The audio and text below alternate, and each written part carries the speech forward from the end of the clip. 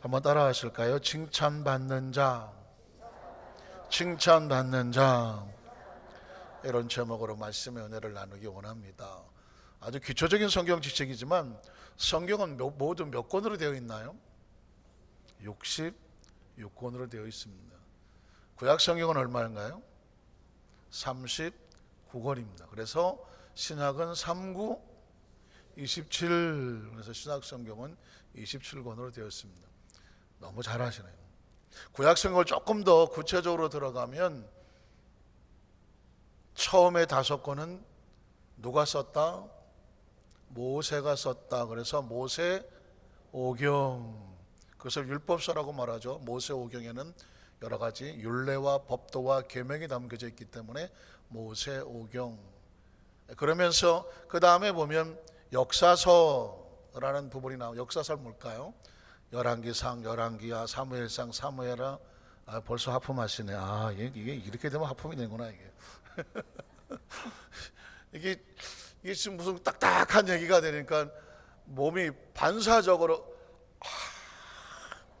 공부하는 것 같거든. 이건 공부 시간은 아니에요.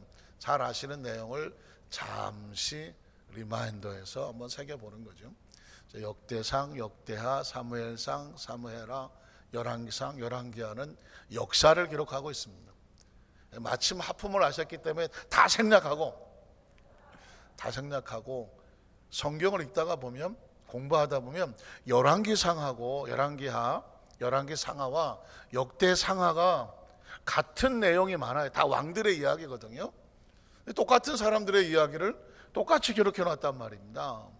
그럼 우리가 생각하기를, 아니 이 성경에, 이 중요한 성경에 뭐 똑같은 다윗 얘기가 여기도 나오고 저기도 나오고, 뭐 이스기야 왕 얘기 여기도 나오고 저기도 나온다, 왜 똑같은 사람의 이야기를 양쪽에 이렇게 놓았을까라는 퀘스천, 의문부호를 갖게 된단 말이죠. 우리는 여기서 관점이라는 단어를 사용합니다. 관점은 뭐냐면, 열왕기 상하는 선지자적인 관점에서 기록한 거예요. 선지자는 어떤 성격이 있냐면, 어떤 사람이 잘못을 하면 참을까요, 못 참을까요? 못 참습니다. 불의를 보면 참을까요, 못 참을까요? 못 참습니다. 득달같이 쫓아갑니다. 눈을 부라리면서 입에 거품을 콧김을 당신이 그럴 수 있어, 하늘이 두렵지 않소, 하나님께서 말씀하시기를, 이러면서 그 사람의 어떤 잘못된 부분을 드러냅니다. 고치시오, 안 그러면 화가 임할 것입니다. 세례 요한이 선지자잖아요. 회개하라, 천국이 가까이 왔느니라. 이게 선지자들이 하는 거예요. 이 선지자들은요, 어떤 잘못된 것이 있으면 쫓아가서 그것을 드러내고 책망하고 야단치고 잘못된 것을 돌이키라고 외치는 자, 이게 선지자적인 사명이거든요. 그리고 구약 성경에 보면 소선지서, 대선지서에서 선지서가 있습니다. 5개의 대선지서가 있고 12개의 소선지자가 있습니다. 그 선지자들은 전부 다 이스라엘 백성이 죄를 범했을 때, 내 백성이여 돌아오라, 너희에게 화가 있을 거다, 이러면서 그들에 대한 임박한 진노를 피하라고 외친단 말이에요. 이게 선지자들이 하는 말입니다. 그런데 역대하, 역대상하는 달라요. 또 똑같은 사람의 이야기인데 선지자적인 관점이 아니라 제사장적인 관점입니다. 제사장적인 관점. 제사장은 모든 죄인을 다 받아줍니다. 왜? 제사장의 직무가 뭐냐?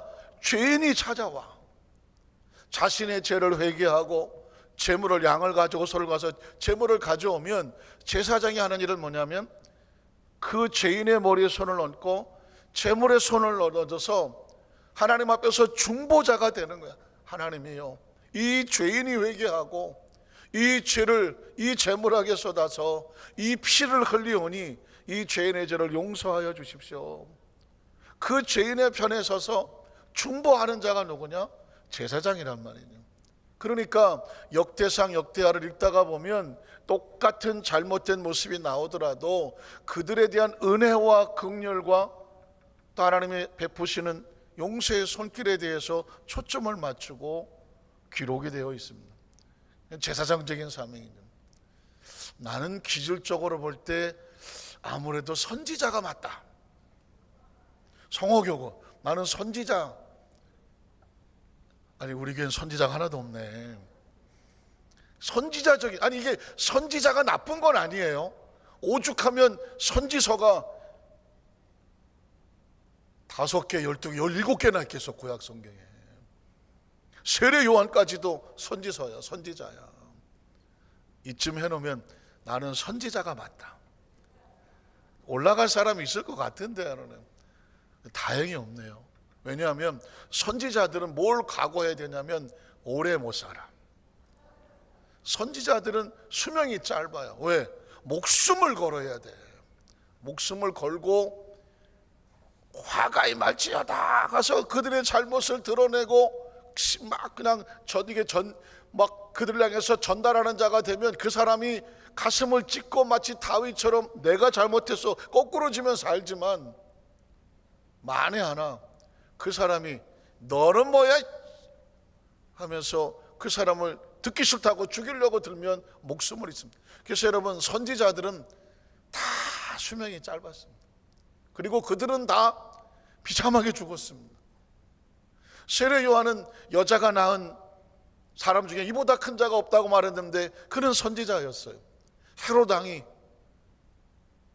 형의 아내 형수를 자기 아내로 삼고 어쩌고 저쩌고 하는 바람에 세례 요한이 참을 수가 없죠. 나아가서 왕이여, 당신이 이럴 수 있습니까?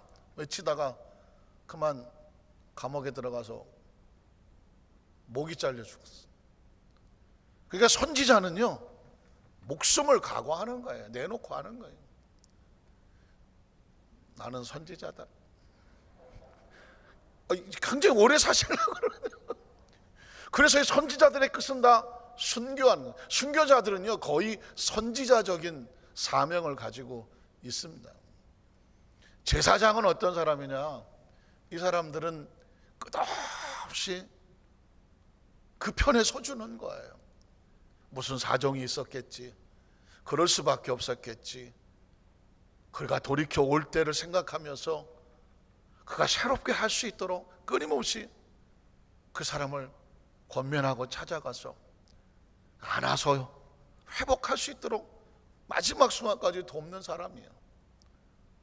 나는 제사장적인 기질이 있는 것 같은데 뭐여 시방 아무도 없어요. 이런 분들은 오래 살아. 왜? 적이 없어. 자, 제가 이 이야기를 드리면서 선지자가 좋으냐 제사장이 좋으냐, 좋은 건 없어. 둘 다 사명자예요. 둘 다 사명, 다 좋은 사명자들이에요. 중요한 것은 뭐냐? 각자 기질에 따라서 어떤 사람은 선지자적인 기질이 있고 어떤 사람은 제사장적인 기질이 있는데, 사실은 기질이라기보다는 사명이죠. 어떤 사람은 그게 사명이에요. 내가 뭐 안 하려고 전 기억하시나? 에레미야가 내가 이 짓 하다가 맞아 죽을 것 같아서 내가 안 하려고 했지만 내가 이 안에 있는 말씀을 전하지 아니하면 심령이 불붙는 것 같아서 내가 하나님 말씀을 전하지 아니할 수가 없다.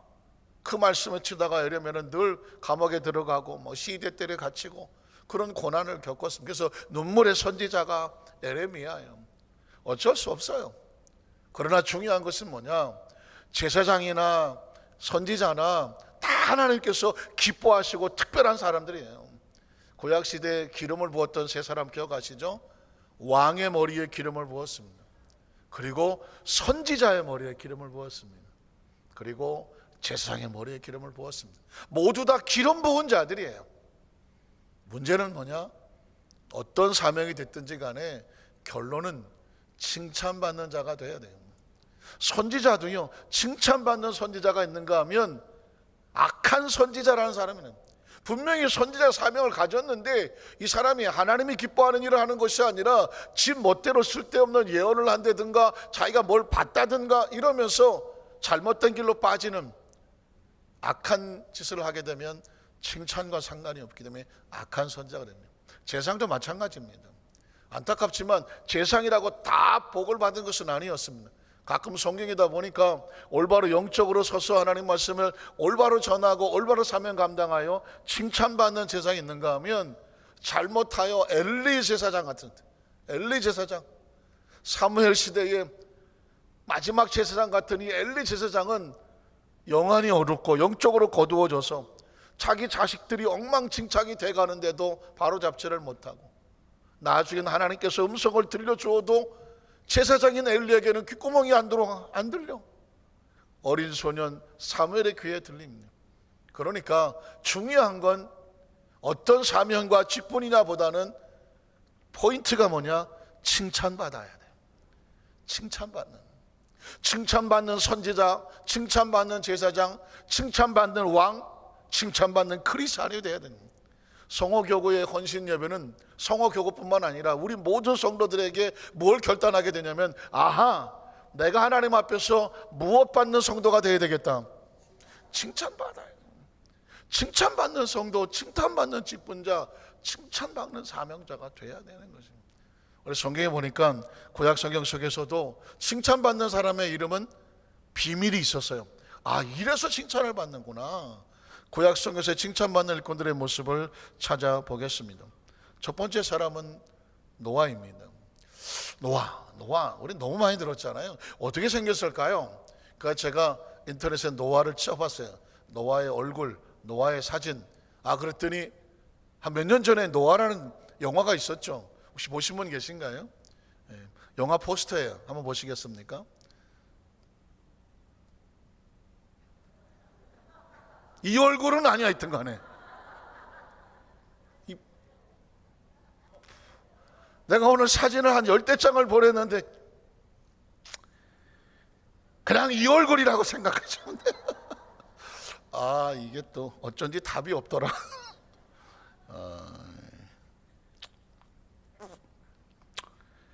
어떻게 생겼을까, 노아. 어쨌든 러셀 크로우라고 하는 주인공인데요.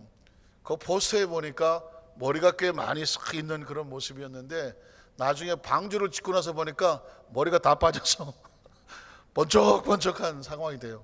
그럼에도 불구하고 마지막까지 피투성이가 돼가면서 방주를 완성하고, 그 많은 사람이 뒤늦게 방주에 들어오겠다고 난리를 치는데 그걸 막고 하나님이 허락한 식구들을 데리고 그 홍수 가운데 싸우는 모습이 나와요. 노아 한번 읽어볼까요? 창세기 6장 8절에 보니까, 그러나 노아는 야훼께 은혜를 입었더라. 잘 들어보시죠. 은혜가 뭘까?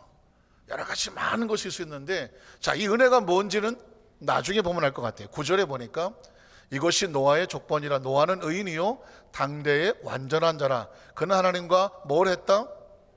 동행했다. 같이 걸어갔다. 같이 바라봤다. 그 길에 함께 있었다. 자, 22절에 보면 노아가 그와 같이 하여 하나님이 자기에게 명하신 대로 다 준행하였더라. 여러분, 준행이라는 단어에다가 밑줄을 그으셔야 돼요. 어떤 하나님의 말씀에 대해서 그것을 지켜 준수하는 거죠. 지키고 행하였다는 것입니다. 자, 그런데 한 번만 나오지를 않아요. 7장 5절에도 보니까 노아가 야훼께서 자기에게 명하신 대로 다 준행했다고 말합니다. 이 준행이라는 단어가 노아로 하여금 하나님의 은혜를 얻게 하는 칭찬의 조건과 비결이었습니다.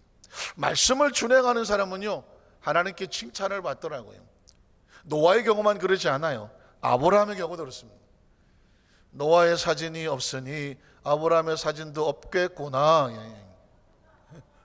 여러분, 나중에 스마트폰에 이렇게 보면 아브라함의 사진하고 찍으면 교회 학교 어린아이들에게 그림으로 이렇게 하는 날고 사진이 많이 올라와 있더라고요.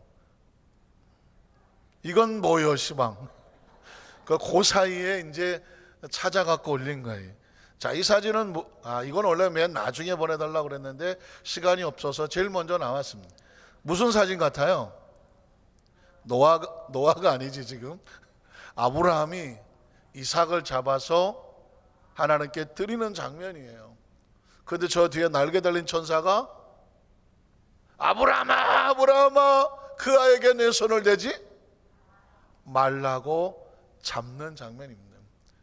하나님의 음성이 들렸지만 그것을 그림 속으로 볼 때는 천사가 나타나서 아브라함을 막고 있는 그런 장면이 나옵니다.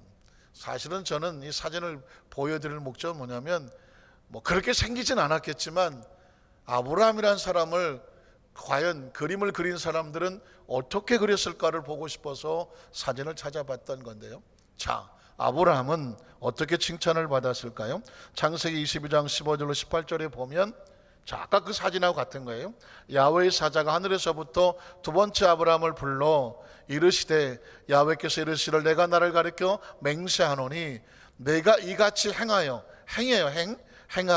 내 아들 내 독자도 아끼지 아니하였은즉 내가 내게 큰 복을 주고 네 씨가 크게 번성하여 하늘의 별과 같고 바닷가의 모래와 같게 하리니 네 씨가 그 대적의 성문을 차지하리라. 또 네 씨로 말미암아 천하 만민의 복을 받으리니 이유, 비결, 이는 내가 나의 말을 뭐 했어요? 준행했어요. 준행했습니다.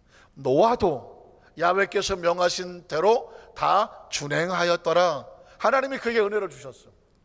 아브라함은 천하 만민이 노아 네 씨로 말미암아 복을 받으리는데 이유가 뭔지 아느냐? 내가 나의 말을 뭐 했어요? 준행했다고 말합니다. 자, 이쯤 되면 무슨 생각이 드냐면, 아하, 구약 시대의 성도들, 하나님의 사람들은 어떻게 복을 받고 어떻게 은혜를 받고 어떻게 칭찬을 받았느냐? 하나님의 말씀이 무엇인지를 가만히 듣고 그 말씀대로 뭐 했더라? 준행했더라. 저희 집은 강아지가 없지만 여러분 강아지 댕댕이 키우시는 분들은 준행이라고 한번 지어봐. 준행아 준행아 불러보세요. 왜? 잊지 않도록. 왜냐하면 자꾸 입에서 떠올라야 돼. 기억하십시오. 말씀의 축복은 준행에 없다는. 그래서 성경 속에서 보면 뭐 좀 더 구체적으로 말하는 여호수아도 한번 제가 찾아봤는데요. 여호수아 1장 6절로 9절입니다. 성경 속의 축복의 비결은 아주 집요하게 하나를 향하여서 계속 초점을 맞추고 있습니다. 강하고 담대하라. 너는 내가 그들의 조상에게 맹세하여 그들에게 주리라 한 땅을 이 백성에게 차지하게 하리라. 오직 강하고 극히 담대하여 나의 종 모세가 내게 명령한 율법을, 나의 말을, 나의 계명을 다 지켜 행하고, 그걸 다른 말로 말하면 준행하고 우로나 좌로나 치우치지 말라. 그리하면 내가 어딜 가든지 뭐 하게 된다? 형통하게 된다. 당연히 칭찬받고 하나님의 축복이 따라오겠죠. 그 다음 절 보면 이 율법책이 뭘까요? 하나님의 말씀, 하나님의 계명, 하나님께서 원하는 것을 내 입에서 떠나지 말게 하며 주야로 그것을 묵상하여 그 안에 기록한 대로 다 지켜 행하라. 다른 말로 바꾸면 준행하라. 그리하면 내 길이 평탄하게 될 것이며 내가 형통하리라는. 성경은 아주 단순합니다. 우리가 이 세상에 태어 살아갈 동안 어떻게 안전하게 살아가느냐, 평안하게 살아가느냐, 우리의 삶이 형통하게 살아갈 수 있느냐, 하나님 말씀이 우리에게 원칙을 주신 거예요. 원칙을 주신 겁니다. 여러분이 만약에 집안에 가전제품을 하나 들여왔습니다. 요즘은 뭐 가전제품이 워낙 발달해서 제법 명석한 저도 안내서를 보면 머리가 아파서 모르겠어요. 이만큼씩 갖다 주는데 그걸 다 못 읽어요. 우리 쓰고 있는 핸드폰 여러분 혹시 최신형 가지고 계시나요? 그 중에 몇 개 씁니까? 우리가 그 내용의 기능을 못 쓰는 것도 엄청 많아. 거의 아마 대부분일지도 몰라요. 문자 확인, 뭐 인터넷, 뭐 전화, 메모. 혹시 게임 하신 분은 게임이나 할란가? 요즘 앱이 좋아서, 애플리케이션이 좋아서 성경 찬송도 들어있고 뭐 여러 가지 주익한 것도 많은데 뭐 제가 그 정도밖에 못해요. 그 안에 보면 여러 가지 더 있더라고. 근데 거기까지 못 가. 또 알지도 못하고 다 잊어버려서 어떻게 쓰는지도 기억이 안 나. 그런데 여러분 그 내용을 자세히 알면 그 안에 것을 안전하게 마음껏 누릴 수 있는 거죠. 하나님께서 우리를 땅에 만들어 놓으시고 우리에게 준 가장 최상의 안전수칙과 그 축복의 비결을 어디에 두셨냐면 말씀에 두신 거예요. 하나님은 하나님의 백성들에게 항상 말씀하시죠. 이렇게 살면 돼. 그러면 내가 평안하고 안전할 거야. 그걸 우리는 어떻게 하면 되면 준행하면 됩니다. 그러니 여러분, 예수님을 믿고 이 자리에 나와서 말씀을 평생 들은 사람은 보통 사람들이 아닙니다. 그 전에 보니까 예수 믿는 사람들은 무슨 쟁이냐, 뭐 말쟁이 뭐 이런 얘기했습니다. 말은 잘하거든요. 여러분, 말은요 머리가 없으면 말 못합니다. 뭐가 들은 게 있어야 말을 하는 거예요. 여러분요, 크리스천은요 수십 년 교회들 매 주일마다 또 수요일마다 또 금요일 때마다 말씀을 통해서 계속 보충교육, 연장교육을 받잖아요. 세상 사람들은 어디에 앉아서 삶에 대한 지혜를 얻을 수 있는 교육을 받을 기회가 별로 없어요. 세월이 수십 년 지나보세요. 여러분은 어느 대학 최고 명문 대학을 나온 그 어떤 사람에게 비교해서 조금도 밀려날 게 없어. 왜 눈이 좀 그건 아닌 것 같은데요? 뭐 그런 표정이에요. 제가 단언하거니와 여러분은 전 세계 어디서 갔다는 박사 학위를 줘도 아주 당연해. 여러분 받을 만해요. 왜냐하면 제가 미국에서 박사 학위 받을 때 5년 정도 이상 걸리더라고요. 여러분이 예수 믿은 지 얼마 됐어요? 수십 년 됐잖아. 수십 년.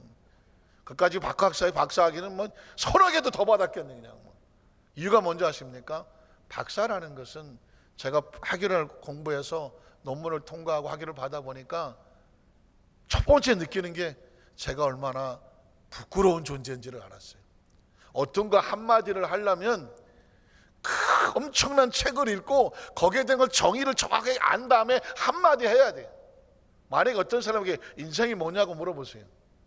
난 인생에 대해서 말할 수 있다. 어림도 없는 소리야.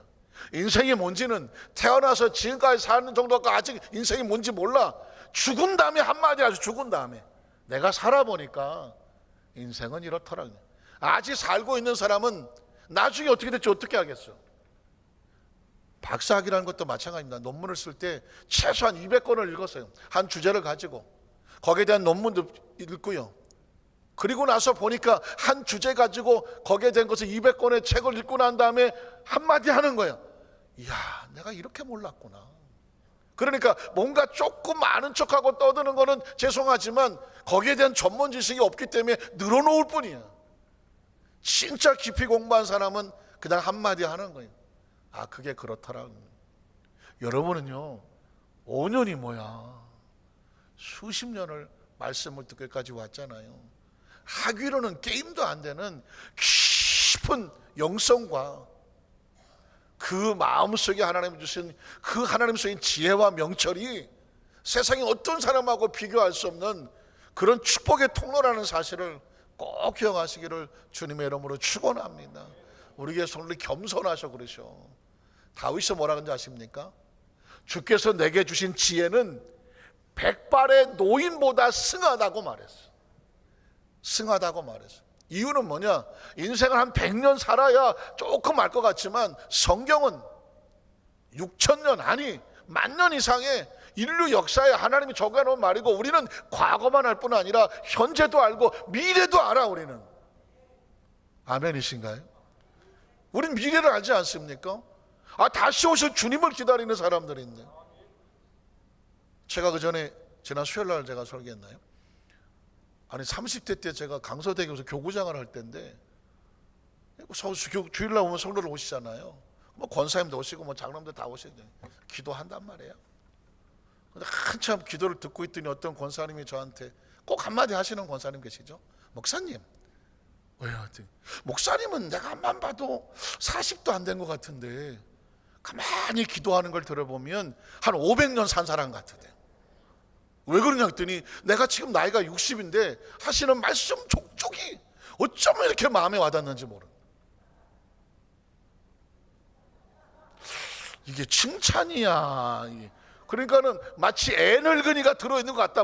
아니 뭐 이런 비슷한 얘기예요. 그래서 제가 그랬죠. 권사님, 성경에 다윗이 그랬어요. 내가 나이가 젊으나 하나님 주신 내게 말씀이 지혜가 어떤 인간의 지혜보다 뛰어나기 때문에 하나님의 지혜로 말씀하셔. 그 하나님의 지혜를 들으신 거예요. 그랬더니 알아들으셨는지 안 들으셨는지 또 아멘하고 하셨어. 그때 내가 느낀 게 있습니다. 크리스천은요 인생을 다 살아야 사는 게 아니라 하나님 주신 여러분이 알고 있는 말씀의 지혜와 지식은 어느 누구하고 세상의 어떤 지혜로운 사람과 비교해서 이건 게임이 되지 않아. 이거는 땅의 지혜가 아니라 하늘의 지혜. 믿으십니까? 그러니까 그 지혜를 가진 사람답게 이 땅에 살면서는 그 지혜는 뭐냐? 하나님을 경외하고 말씀만 붙잡고 사면 여러분의 형통하는 것입니다. 그게 구약 성경 속의 주제와 같아요. 그러면 두 번째로 신약 성경의 주제는 뭐예요? 신약 성경 속에 축복받은 사람은 구약하고는 조금 더 달라요. 참 성경의 말씀을 묵상하고 말씀을 이렇게 준비하다가 보면 새로운 눈이 막 열리거든요.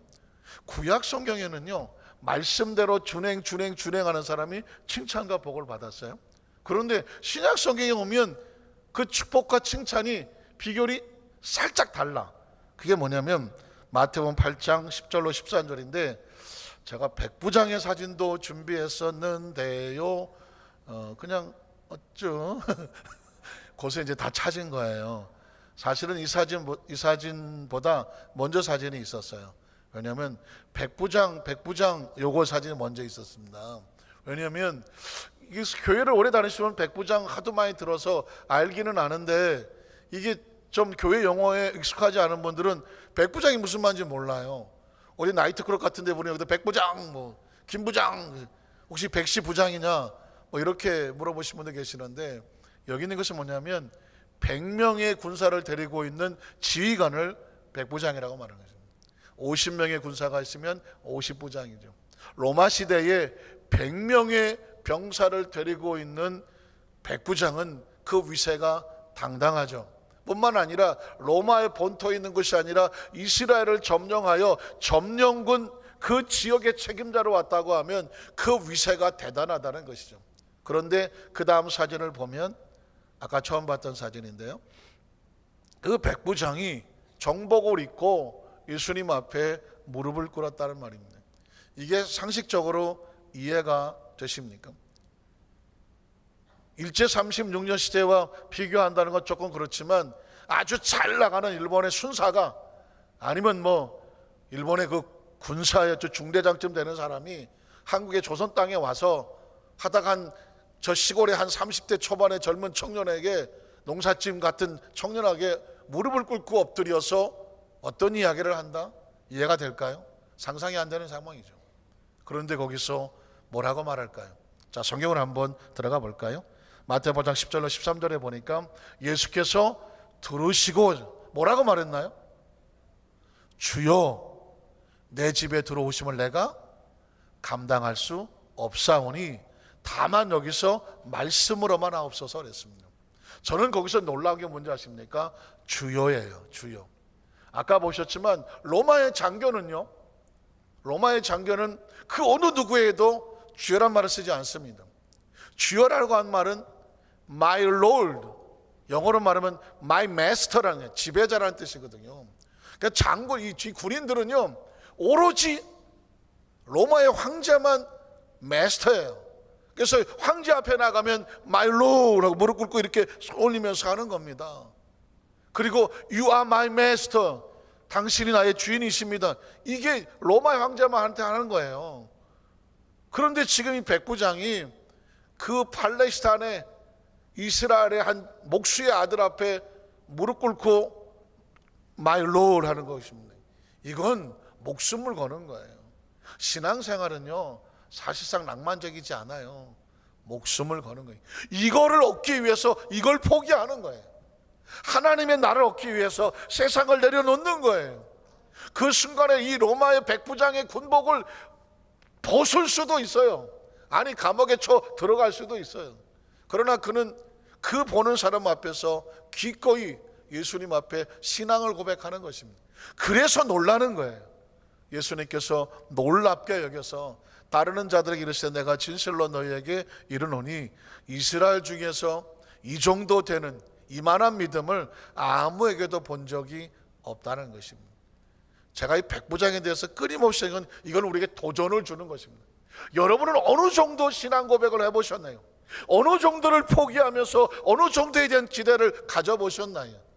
어느 정도 세상 것을 포기하면서 어느 정도 하나님의 것에 대한 믿음의 고백을 해보셨나요? 그래서 예수님으로 깜짝 놀라게 만드셨나요? 야, 네가 거기까지 가? 네가 그 정도까지 내려놓을 줄 알아? 그 정도까지 기대할 줄 알아? 신앙은 어떻게 말하면 서프라이즈 게임이에요. 예수님을 놀라게 하는 거예요. 누가 더 깜짝 놀라게 하느냐. 이스라엘에 아무도 예수를 놀라게 할 만한 사람이 없었습니다. 그런데 백부장이 예수님을 까무러치게 만듭니다. 이만한 믿음을 보지 못하였노라. 또 너에게는 오니 동서로부터 많은 사람이 앞으로 계속해서 이렇게 예수님을 깜짝 놀라면서 아브라함과 이삭과 야곱과 함께 천국의 자리로 밀려올 거라고 말합니다. 침투해 올 거라고 말했습니다. 침노해 올 거라고 말했습니다.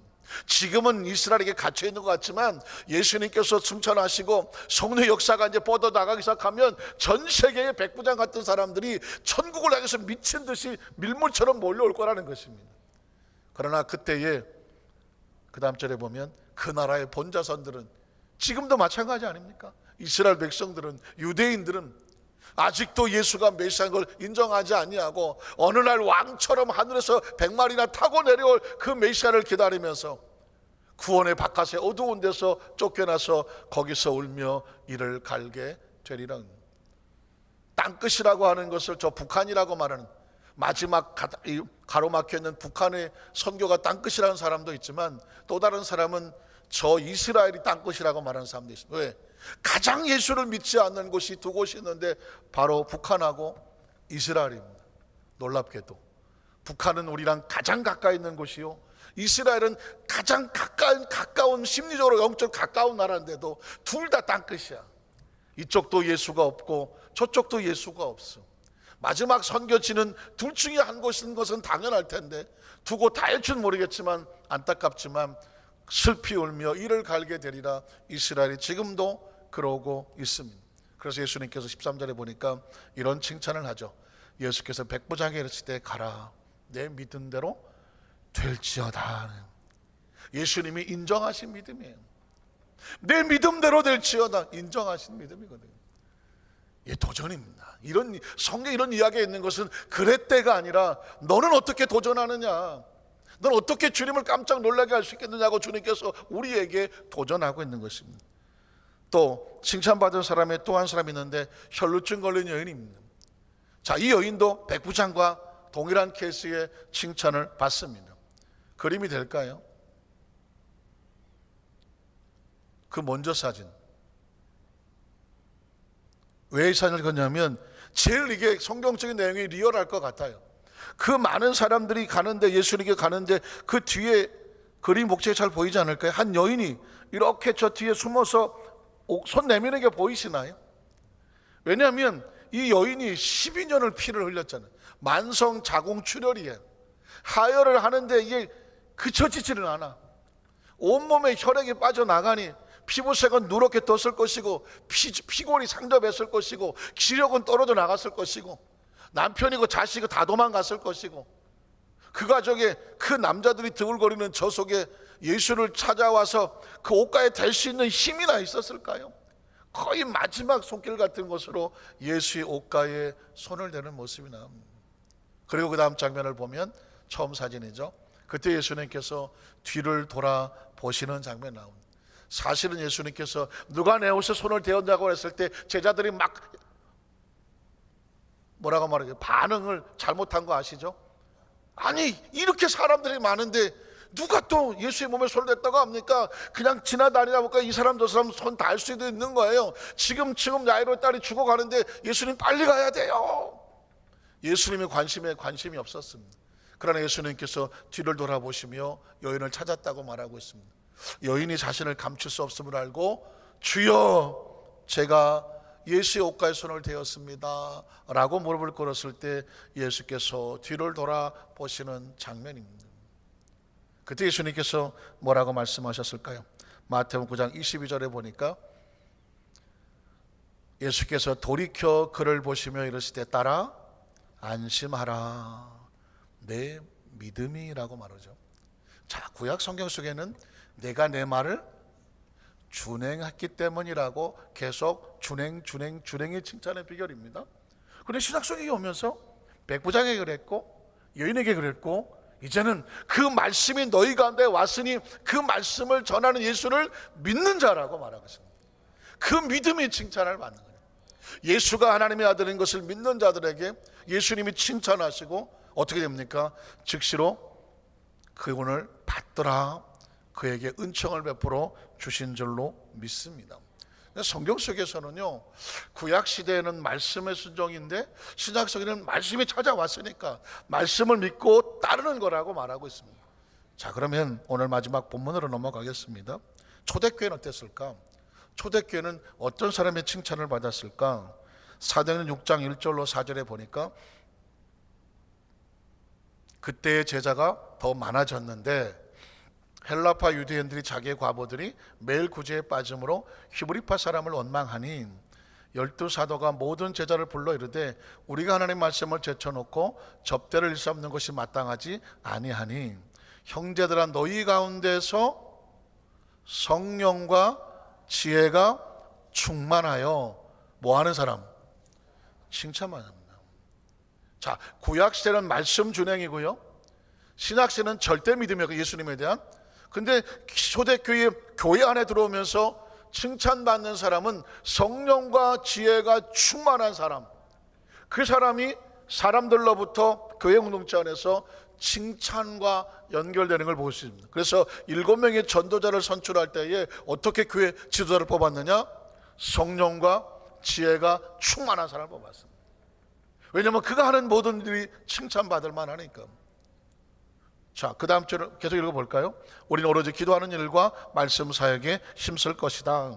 자, 그러면 그 시대만 그랬는가? 사도행전 11장에 보면 21절 24절에 바나바라는 사람이 나오거든요.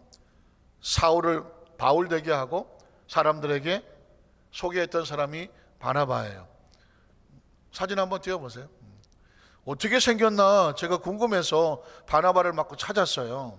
그랬더니 중세시대니까 S라고 쓴 앞에 있는 것은 쉐인트라고 하는 표현인데 성 바나바 뭐 이렇게 쓴 것 같아요. 실제로 저렇게 생겼는지는 잘 모르겠지만 그 시대 속에서 전승리에 나온 것을 그림으로 옮겼다면 뭐 저런 모습일 거다라고 해서 혹시라도 한번 보고 싶어서 사진을 한번 찾아봤고요. 그나마 사진도 딸랑 하나 있더라고요. 자, 바나바.